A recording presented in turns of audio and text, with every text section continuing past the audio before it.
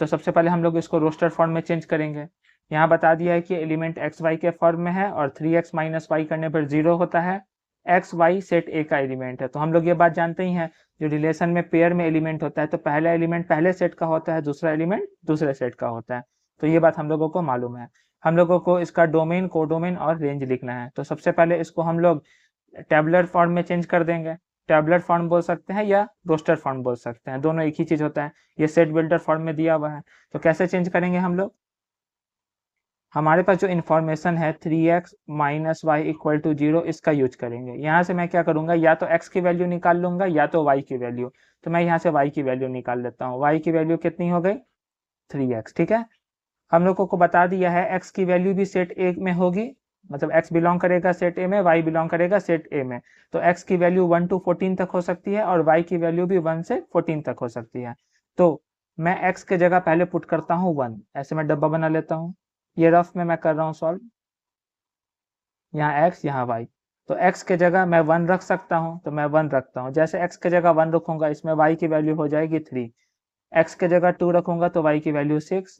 x के जगह यहाँ 3 रखूंगा तो y की वैल्यू 3 इंटू 3 9।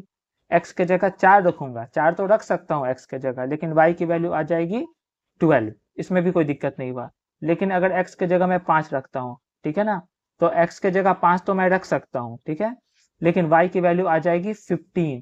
लेकिन बोला है कि y belong to set A, मतलब y की वैल्यू भी 1 से लेकर 14 तक ही हो सकती है, 15 तो हो नहीं सकती। तो x के जगह हम लोग 5 नहीं रख सकते। फिर x के जगह 6 रखेंगे तो 18 हो जाएगा, और बड़ी वैल्यू आ गई, 14 तक ही वैल्यू आनी चाहिए x और y की। x की वैल्यू तो 5 रख सकते हैं, लेकिन y की वैल्यू इसके बाहर हो जा रही है। तो इस कारण से हम लोग x की वैल्यू यहीं तक लेंगे 1 2 3 4, जिससे y की वैल्यू ये मिलेगी हम लोगों को। तो हम लोगों का पेयर कैसा बन जाएगा, हम लोगों को एक्स वाई के फॉर्म में एलिमेंट को लिखना है। तो x1 तो y3, तो पहला पेयर बन जाएगा 1 3, दूसरा हो जाएगा 2 6, तीसरा हो जाएगा 3 9 और चौथा हो जाएगा 4 12। तो ये रिलेशन लिखा गया टेबुलर फॉर्म में। ठीक है, तो अब हम लोगों को इसका डोमेन, कोडोमेन और रेंज लिखना है। तो डोमेन क्या होता है, हम लोग जानते हैं रिलेशन का जो एलिमेंट आता है पेयर में, उसके पहले एलिमेंट का जो सेट होता है उसको डोमेन बोलते हैं। तो 1, यहाँ 2, यहाँ पहला एलिमेंट 3 और यहाँ पहला एलिमेंट 4, तो ये हो गया डोमेन। अगला लिखना है रेंज।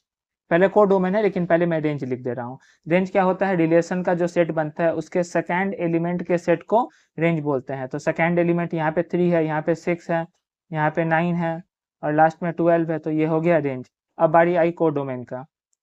तो हम लोग जानते हैं कि अगर रिलेशन ए टू बी में डिफाइंड हो, जैसे यहाँ ए से ए है, अगर रिलेशन ए टू बी में डिफाइंड हो, ए क्रॉस बी का सबसेट हो रिलेशन, तो जो सेकंड वाला सेट होता है इसी को कोडोमेन बोलते हैं। तो यहाँ पे सेकंड वाला सेट तो सेट ए है, तो सेट ए हो जाएगा कोडोमेन। मतलब क्या हो जाएगा, सेट ए क्या है 1 to 14, 1 2 3 और फिर 14। तो ये हो गया डोमेन, रेंज और कोडोमेन। तो ये हो गया हमारा answer. Thank you for watching.